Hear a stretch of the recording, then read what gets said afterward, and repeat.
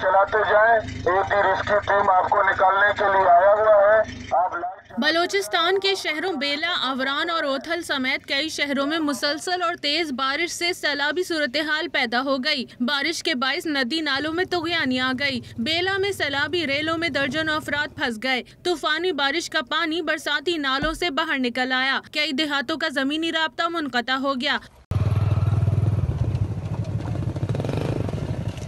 ओथल में सैलाबी रेलों में बहकर जान बहक होने वाले 2 अफराद की लाशें निकाल ली गईं। बलूचिस्तान की सूबाई हुकूमत ने मकरान डिवीजन और कल्लात डिवीजन में बारिशों से पैदा सूरत हाल के तनाजुर में एमरजेंसी नाफिज कर दी, जबकि वजीर आला जाम कमाल ने हुकूमती हेलीकॉप्टरों को इमदादी सरगर्मियों के लिए इस्तेमाल करने की हिदायत जारी की है। पहाड़ों पर बारिश के बाद सैलाबी रेलों ने हब डैम का रुख कर लिया। जिलाई इंतजामिया के मुताबिक सैलाबी रेलों की वजह से डैम में पानी की मिकदार में मुसलसल इजाफा हो रहा है।